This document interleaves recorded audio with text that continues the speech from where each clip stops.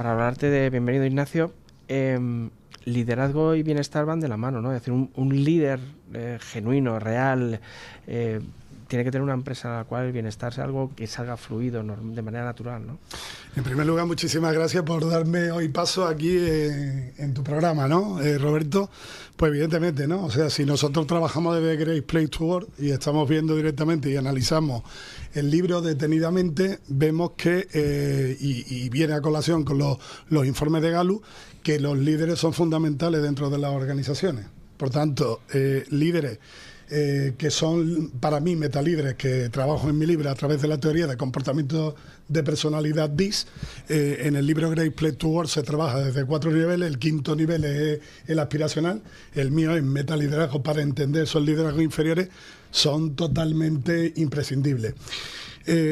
La frase que dice Gallup en concreto a través de las estadísticas que saca es que la gente no abandona las organizaciones, la gente abandona a su jefe, ¿vale? Yo aquí quiero matizar, porque en primer lugar tenemos que hablar de bienestar dentro de las organizaciones más que de felicidad, ¿no? No tenemos las pastillas de la felicidad para que todo el mundo sea feliz dentro de una organización. Y tenemos que conjugar dos apartados importantes. Por un lado la parte teórica y por otro lado la parte práctica. Nosotros en concreto, y como bien decía mi compañero que hoy estoy nominado a un premio de bienestar corporativo, viene por la parte estructural teórica, pero también viene por la parte práctica, que después si quieres podemos comentar sobre ella, ¿no? Es verdad lo que has dicho, o sea, lo habéis notado vosotros bueno, como hemos comentado, que al final hay una divergencia entre lo que se hace y lo que se dice, ¿no? A veces hablamos aquí de greenwashing, ¿no? No sé si lo habéis denotado vosotros también en estos estudios que estáis realizando, que a lo mejor habéis hecho entrevistas y bueno, sí, te llega aquí el de recursos humanos, hemos hecho, pero luego cuando lo desciendes... Efectivamente, el tema del greenwashing es un tema pues que también incluimos en nuestros estudios, y se está demostrando que aquellos ciudadanos consumidores que detectan justamente esta estrategia rechazan ese tipo de organizaciones. Entonces, lo más importante es que las organizaciones, cuando desarrollan cualquier tipo de gestión del bienestar, tanto para sus clientes como para sus trabajadores, crean en ello, porque eso se percibe por parte de los trabajadores y los ciudadanos. Como bien decía nuestro compañero, pues el trabajador no se va de la empresa, sino que deja a su líder, ¿no? En este sentido, porque ve que su líder no cree en lo que está haciendo, ¿no? Entonces, bueno, lo más importante al final es esa gestión de las personas, esa formación, ¿no? También hablábamos anteriormente, ¿no? Oye, hay que levantar la mano, ¿no? Cuando a uno le nombran líder, y si algo no lo sabe o necesita formación, hay que formarle. Aquí estamos en la universidad también para ello, ¿no? Es que no cuantificamos, es muy difícil de cuantificar cuánto daño hace un tío que es un jefe que matraca, que silenciosamente, pues de repente vas viendo que se va uno, al año se va otro, que son buenos profesionales, y ¿por qué se va? Si se ha ido cobrando lo mismo, ¿no? O sea, ahí tenemos que dar un paso adelante, ¿no? Cada vez hay más estudios en este campo, sí. Sí. Y aparte de eso, bueno, pues desde aquí también reivindicar un poco que la universidad y los investigadores necesitamos de las empresas. Claro. Es muy importante ese acuerdo de la universidad con la empresa para poder llegar a este tipo de estudios. Es verdad que cada vez más tenemos ese tipo de convenios y de acuerdos con las empresas, porque, como tú bien dices, es que es fundamental analizar el porqué. Claro. ¿No? Analizar el porqué de las salidas, muchas veces que son multitudinarias en una empresa, y hay que analizar el porqué. Y entonces yo creo que cada vez hay más estudios que están dándonos pistas, de esas entrevistas de salida, de qué es lo que hace que... Y es que desde luego los estudios dicen eso, que muchos de los jóvenes se abandonan la empresa, que el índice de absentismo está elevadísimo por un mal jefe, por un mal líder. Pero eso se puede enseñar, como aquí bien nos decía Pedro, ¿no? O sea, que es que hay formación necesaria, porque muchas veces alguien llega a un puesto de trabajo en el que no tiene los conocimientos necesarios para poderlo hacer adecuadamente. Uh-huh. Y hay una serie de competencias transversales, como nos dice Irene, esas soft skills que se pueden desarrollar y formar, y hay técnicas para ello. Entonces, bueno, pues que también es importante que nosotros, desde el punto de vista de la universidad o desde los investigadores, detectemos qué es lo que necesitan las empresas, pero que también las empresas digan, vale, ¿y ahora cómo puedo formar a mi gente, ¿no? A mis empleados?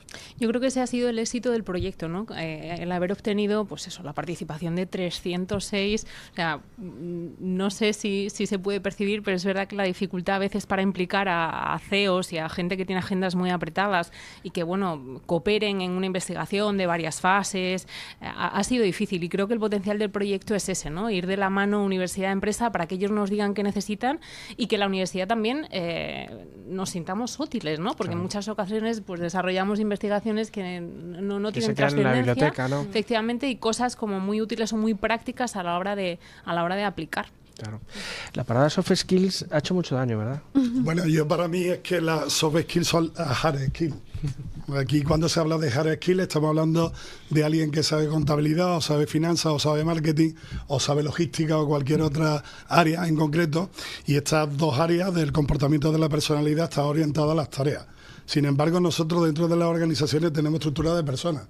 Entonces perdemos la noción con respecto al foco de las personas. Y esas otras dos áreas que están orientadas a las personas, dentro de la teoría que yo trabajo de comportamiento de personalidad, que me parece la mejor que yo he aprendido, al menos a lo largo de mi historia, son para mí las verdaderas hard skills. Porque si estamos hablando en concreto de que abandonan las organizaciones por el parte de los líderes, no es porque el líder no sepa hacer contabilidad, o no sepa hacer sus tareas de marketing, o no sepa hacer sus tareas de logística.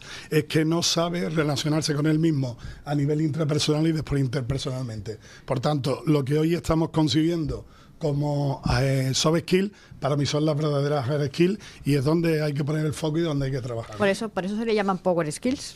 Ahora se llaman power Ahora skills. se llaman power skills y vamos camino de las future skills. Anda. O sea, que vamos avanzando. Lo importante- ¿no? lo importante- Las power es la suma de las hard y las soft, o sea, que es realmente lo importante, como dice él. O sea, las power skills. Lo importante sí es ponerle una etiqueta, lo importante es después llevarla a la praxis. O sea, Ya.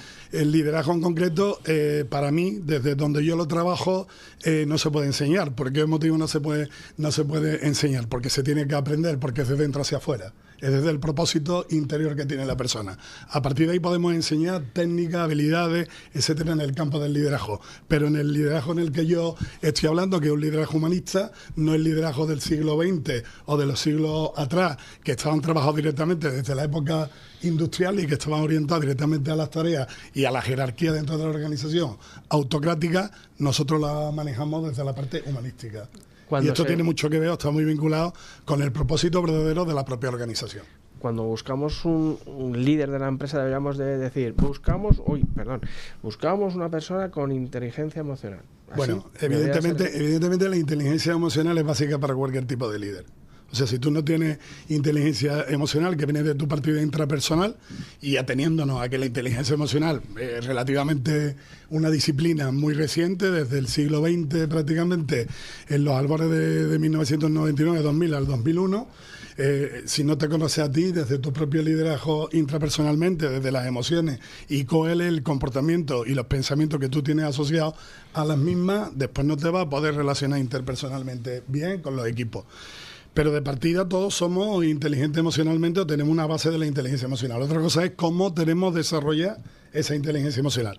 En segundo lugar, en el tema del liderazgo, todos podemos ser líderes dentro de una organización y podemos trabajar con Robin Sharma, el autoliderazgo dentro de las organizaciones, pero tenemos que atenernos también que ese autoliderazgo conlleva directamente que la organización desde arriba hasta abajo esté estructurada para que se le pueda dar ese autoliderazgo a las personas. Y después estamos hablando de liderazgo de grupos humanos, de equipos, de relaciones con los stakeholders y tal. Y ahí ya conlleva otro apartado más importante en la persona que nos va a llevar ese liderazgo en el equipo, en el área o con los stakeholders que tenemos, ¿no? Oye, en el ámbito del reconocimiento, ¿lo hacemos mal?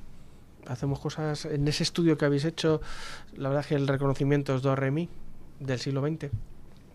Sí, bueno, la cuestión es que el reconocimiento es algo sumamente importante, ¿no? Muchas veces hay estudios que indican que a partir de un determinado salario anual, lo que más importan son justamente esos pequeños reconocimientos, no esa palmada en la espalda, como comentábamos también en la sesión anterior, oye, pues ese correo electrónico indicando, oye, pues gracias a ti ese proyecto se ha conseguido. Muchas veces ese salario que comentábamos también anteriormente con Irene, ¿no? Ese salario emocional a veces es muy importante. Creo que no es complejo desarrollarlo, pero muchas veces no se desarrolla. Entonces, lo primero es, oye, pues nuestros empleados tienen ese nivel salarial adecuado para estar tranquilos y por tanto van buscando ese reconocimiento. Pues ese es el primer punto. Pero aún así, hasta en los puestos más bajos en una empresa, con salarios más bajos, el reconocimiento es sumamente importante. A todo el mundo le agrada que le digan que lo hace uno bien, que está ayudando, que está colaborando, que trabaja bien en equipo. Son pequeñas píldoras que se le da para que el empleado, el trabajador, oye, pues funcione mejor, ¿no? A mí que me gusta hacer tantos los símiles con el fútbol, es que lo hemos visto la semana pasada con Modric y con Ancelotti, que son historia viva. Y bueno, pues sí, salen ahí los dos, gracias, tal. No, es que no ha habido tiempo, es que ha sido todo muy rápido. O sea, estamos hablando de leyendas, pues si no se hace bien ahí, pues que se hará en la empresa, ¿no? Vamos tan acelerados que el reconocimiento pues lo hacemos un poco con parches, ¿no? Mira, me vas a permitir que saque otro tema aquí en tu programa, que es el tema del mentoring. Vamos a ver. Yo creo que también es verdad que vamos tan deprisa, estamos siendo una sociedad tan individualista, que tener una persona que te acompañe en tu desarrollo personal y profesional es muy importante. Claro. Entonces, en las empresas lo han entendido y otra vez se está poniendo muy en boga todo el tema del mentoring. Yo apuesto directamente por eso, porque creo que las nuevas generaciones estas que son tan indecisas y que muchas veces quieren cambiar rápidamente de empresa, tener un mentor que le guíe y le oriente es una oportunidad tanto para el para el mentorizado como para el que mentoriza, ¿no? Y se está poniendo otra vez muy en valor, y nosotros en nuestro estudio nos ha salido que como tenemos que tener diferentes generaciones que convivan en las empresas, porque se cree que ese programa de mentoring que también puede ser inverso, es decir, puede ser desde el más senior hasta el más joven, pero también puede ser joven hacia el senior en cuanto, por ejemplo, a competencias digitales. Claro. Y la verdad es que se está haciendo cosas muy interesantes en el campo del mentoring, y yo como especialista en el campo, pues por eso lo quería sacar aquí, porque yo creo que se puede aprender. Decía Ignacio que el liderazgo no se aprende, pero yo creo que todo es aprendible en esta vida si pones interés y tienes conocimientos para hacerlo. Pero si vas de la mano de alguien que ya lo ha vivido y con su experiencia te guía y te orienta, pues tiene mucho más facilidades de recorrer el camino. Y de hecho para los mentores, o sea, para los seniors es muy importante ese reconocimiento, ¿no? El aportar valor, el decir, oye, estamos siendo expulsados del mercado laboral, pero servimos para coger de la mano a los que vienen. Y bueno, lo que comentábamos también del mentoring inverso, ¿no? Sobre todo en cuanto a competencias digitales. Claro. Yo me refería más a que lo tienes que aprender. Lo que no se puede enseñar es desde dentro. Es desde dentro, que lo tienes que querer aprender. Totalmente. Entonces, en el apartado en el que tú estás hablando, cuando estamos hablando de autorreconocimiento, le estamos dando la responsabilidad a la empresa. Esto para mí es un error, un claro error. ¿Por qué motivo? Porque tú no le tienes que dar autorreconocimiento a alguien que fluye con la tarea. Por tanto, cuando vinculamos directamente el estado del flow de Mihaly Csikszentmihalyi y estamos trabajando sobre ese estado del flow, es alguien que entra dentro de la organización que primero comparte el propósito. En segundo lugar, sabe cuál es la identidad de la compañía. En tercer lugar, sabe cuáles son los valores, 4 o 5 valores nucleares que tiene la compañía. En cuarto lugar, las creencias fundamentales que tiene esa compañía. 4 o 5 creencias fundamentales. Y después, los comportamientos sostenidos en el tiempo que se hacen hábitos en concreto, ¿no? Cuando nosotros estamos haciendo esto, tenemos que tener profesionales dentro de las organizaciones que son corresponsables. O sea, alguien que es emocionalmente inteligente es una persona que tiene capacidad de autorreconocerse a sí mismo. No necesita el reconocimiento de otro. Bueno. Porque cuando tú te haces adulto, si necesitas eso, mal asunto, claro. Hombre, yo te diría que te tienes que analizar al menos por qué estás haciendo esto o para qué estás haciendo esto. Entonces, cuando tú te sabes que estás haciendo tu tarea bien, que estás fluyendo, que estás dentro de una organización que cobre todas expectativas, no estás tan pendiente del reconocimiento de los demás, porque te estás dando autorreconocimiento, estás fluyendo con la tarea. Entonces, yo, en primer lugar, como sano dentro de una organización, me tengo que dar autorreconocimiento, y las organizaciones también son corresponsables de dar reconocimiento. Y reconocimiento es, en cualquier momento, que realmente sea verdadero y que tenga una significación pertinente. No dar reconocimiento por darlo, porque entonces te vuelve un líder no creíble, una organización no creíble. Deberíamos dejar los abrazos, ¿no? Los abrazos para mí son muy importantes. Bueno, sí, nosotros pero ese abrazo de enhorabuena, un abrazo y ya está, hasta el año que viene. Yo invito a que vengáis a nuestra organización cuando queráis. Nosotros la formamos 330 personas. Los equipos empiezan a las 9 de la mañana y empiezan a las 9 de la mañana con dinámicas que ellos propios generan para reconocer a sus compañeros. Sí, pero o para yo sé que en tu empresa, o para abrazarse, o para darse besos. Claro, pues yo sé que en tu empresa se hace, pero digo, ese abrazo de enhorabuena y hasta el año que viene, no. No, enhorabuena y hasta el año. Eso se ve muy mal. Enhorabuena y continuamos, tú y continuará mañana, ¿no?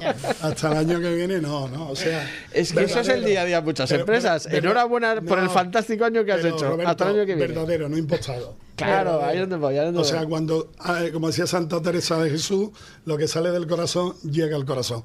Un líder impostado es un líder que rápidamente va a ser identificado con el radar que tiene cualquier persona desde su propia inteligencia emocional, sin que lo haya tenido que estudiar y decir, este líder me está engañando.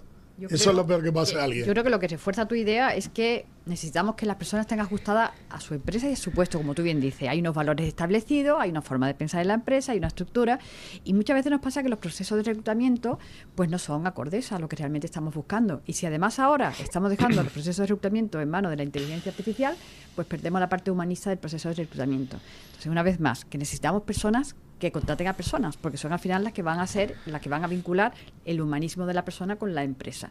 Que la empresa tiene valores, como tú bien dices, tiene una cultura, que es muy importante, podríamos hablar muchísimo de la cultura organizativa, y lo que tenemos que conseguir es el ajuste persona con la organización. Y yo siempre se lo explico a mis alumnos, o sea, no podemos tener una empresa que se defiende absolutamente sostenible, tipo por ejemplo EcoAlf, que su proyecto de vida es sacar de los productos del mar productos de vestir, y resulta que contrate a alguien que no cree en eso. Perdona, es que evidentemente ya vamos mal. Entonces, evidentemente, esa persona no se va a quedar en la organización porque no comparte los valores, no comparte su cultura. Y por eso es muy importante que los procesos de reclutamiento se hagan bien desde la base, porque estamos haciendo que esas personas que entren con nosotros se quieran quedar, tengan nuestro propósito, y es importante desde el primer momento. Entonces, cuando mis alumnos me dicen, ¿y yo qué cuento en una entrevista de trabajo? Y digo, la verdad. Sé tú mismo, porque solamente si eres tú mismo podrás sobrevivir en la empresa. Si tú te inventas o te impostas un personaje que no eres, pues a largo plazo no podrás continuar en esa organización. Para mí es totalmente fundamental, ¿no? Es decir, si no compartimos el propósito, si no compartimos la identidad, esto ya está muerto. Muchos años. Esto ya está muerto desde el primer momento. Otra cosa es que esa persona, por cualquier tipo de necesidad, necesite ese puesto de trabajo en esa organización, en esa empresa, pero es un fallido.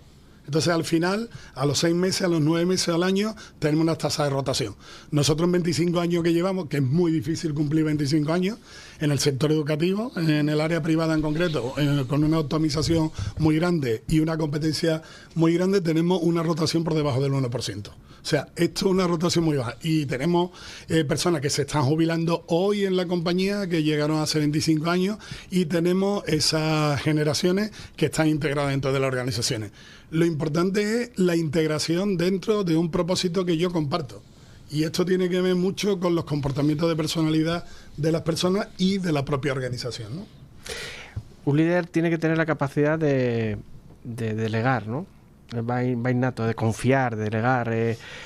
Que no confía, que no sabe delegar, no sé, ya te están mandando algunos mensajes, ¿no? Es que para mí son dos temas o dos palabras totalmente diferentes. Una delegar y otra confiar. Cuando estamos hablando de confianza como el valor de los valores nucleares, y Stephen Covey así lo pone en su libro en concreto también, estamos hablando de algo que tiene que ser intrínseco a la propia organización. O sea, tú vas a meter a una persona dentro de la organización que va a compartir el propósito contigo para co-crear algo. Si no confío en ti, ¿qué sentido tiene que trabajemos? Y segundo, delegar, ¿vale? Delegar, podríamos hablar mucho y tendido sobre ello. O sea, nosotros buscamos directamente a alguien que tiene la capacidad de ser autónomo con respecto a su puesto de trabajo. Por tanto, eso es la delegación. Esa es la mayor delegación que puedo hacer. Otra cosa es que tú me digas, oye, yo como cuando estábamos en el colegio, yo soy de la GB, no tengo muchos años ya, ¿no? Oye, te quedas de delegado porque no está lo que... Es verdad, delegado. Bueno, vale, pues entonces delegamos, ¿no? Pero evidentemente tenemos que tener organizaciones que no tengan cuello de botella, que sean totalmente agile, y el tema agile en concreto viene directamente de que la gente tenga capacidad de autoliderar su trabajo. Si no, ¿para que tú enseñas Scrum o para que enseñas agile? Si tú después no estás teniendo autoliderazgo dentro de tu puesto de trabajo. Oye, ¿qué ha salido en el estudio acerca de esos líderes? ¿Confían, no confían, delegan, lo hacen efectivo? ¿Ha salido algo? Bueno, depende mucho de la composición, ¿no? de los empleados también, teniendo en cuenta las diferencias que se encuentran en cada uno de los colectivos. Es verdad que yo creo que se está haciendo un esfuerzo, ¿no? O se está poniendo mucho el foco de atención en esos líderes que ponemos al frente, sobre todo de colectivos muy diversos, de, ¿no?, una fuerza de trabajo mucho más diversa que se tiene que incluir, ¿no? Estamos hablando ahora, está muy de moda el tema de la diversidad y la inclusión, y se están haciendo muchos esfuerzos en ese sentido. Entonces, bueno, pues de las 60 estrategias estas que propone el estudio, el proyecto, hay muchas dirigidas a hacer mejores líderes. Claro. Oye, ¿y se está promocionando bien ese equilibrio del cual se habla entre vida profesional y vida personal? ¿Se está notando en la empresa? Bueno, lo que estamos viendo también en los diferentes estudios es que los más jóvenes justamente van demandando mucho más tiempo, cuando justamente a lo mejor es lo que menos tienen, ¿no? Entonces, bueno, se ve que hay ese pequeño conflicto de intereses, ¿no? De cuando uno, supuestamente, cuando empieza a trabajar, pues bueno, pues que debería querer comerse el mundo, que debería querer comerse la empresa, que seguir formándose, y lo que van buscando es justamente, son más apáticos, ¿no? En ese sentido. Esto al final es un problema, ¿no? También, bueno, pues salían en los estudios, ¿no?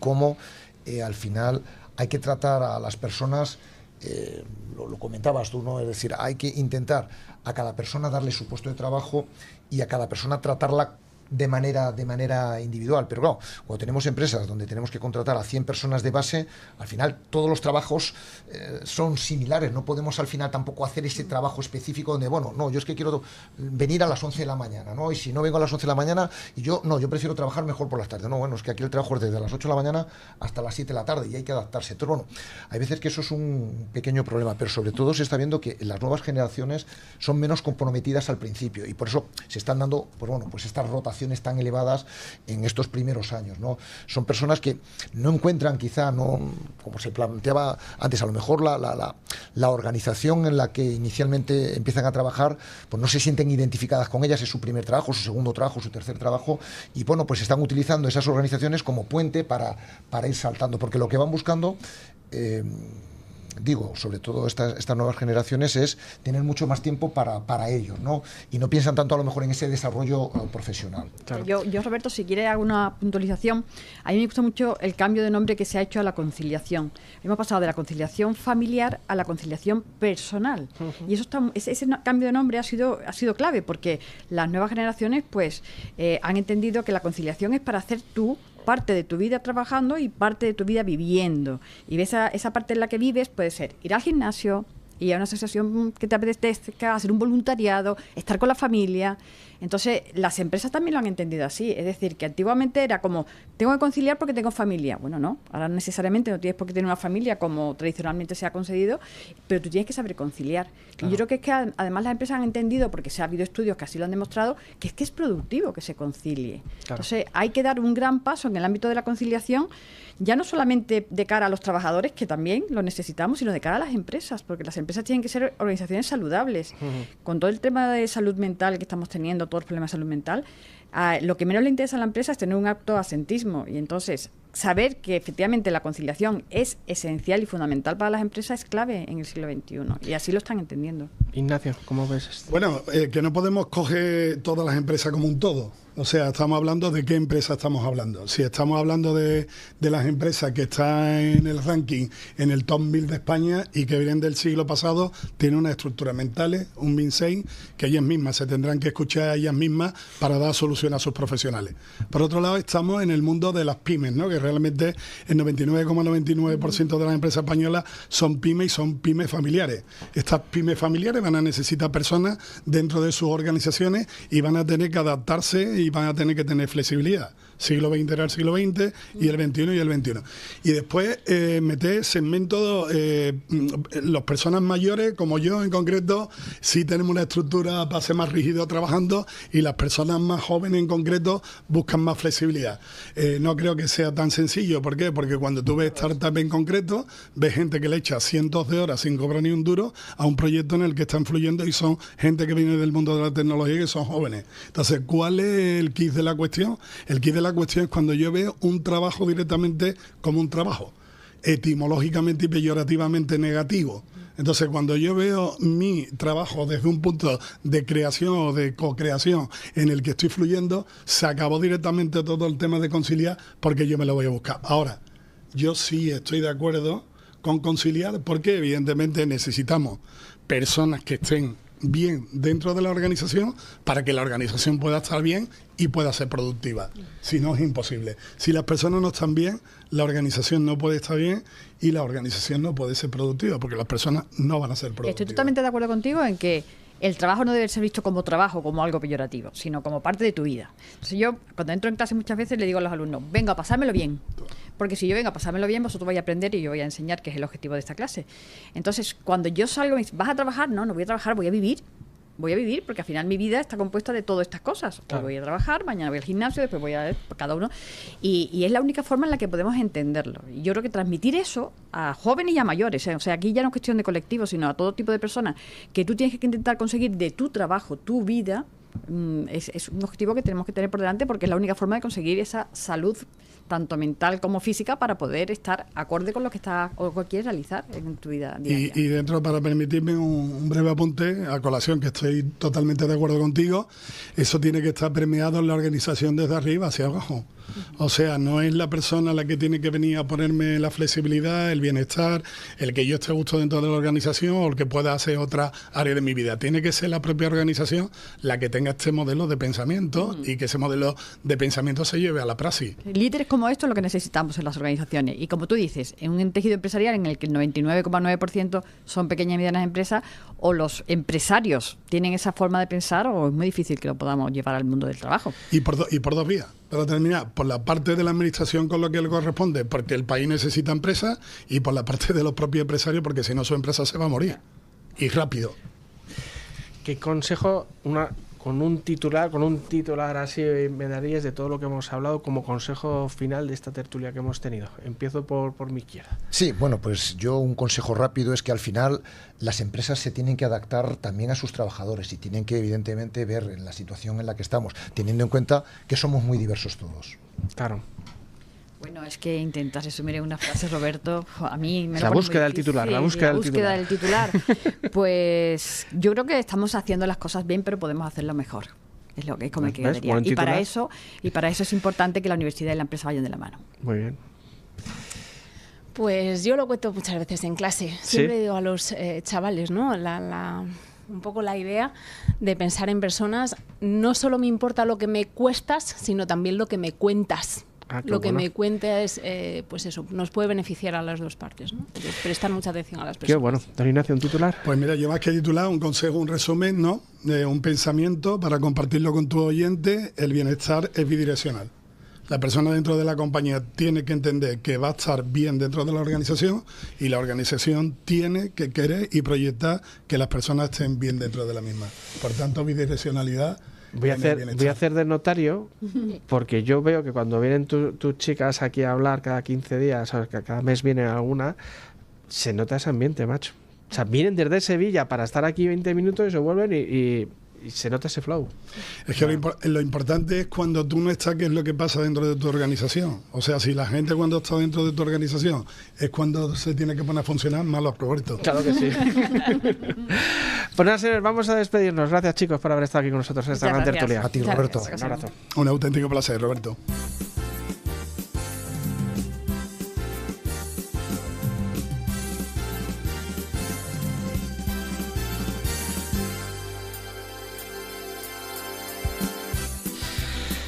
Señores, y son estas canciones que hemos llegado al final de nuestro programa y queremos dar las gracias a todos los que lo habéis hecho posible. Hoy hemos podido conversar con los siguientes expertos. Hemos tenido la red, ahora ya sí, internacional universitaria de la felicidad. Casi nada, señores, apúntenselo. Y si son profesores, si son investigadores, por favor, llámenles y adhiéranse porque lo están haciendo de la leche. Hemos tenido a nuestro querido Carlos González de Cobas Asset Management y a Ignacio Campoy hablando de liderazgo. Gracias a mis compañeros en Back Office, Marketing y Organización, al mando el amo, el genio, el único, el Julián Álvarez de los mandos, Julio López. Síguenos en redes sociales, venta a nuestras conferencias, masterclass y encuentros profesionales. Por cierto, señores, quedan 2 días para cerrar los votos online de los premios Art Business Radio TV. No les digo nada. Apúntenselo a esos favoritos que ustedes conocen y que lo han hecho muy bien. Somos Art Business, Radio Televisión, una factoría de negocios dirigida por personas con un severo vicio por el conocimiento.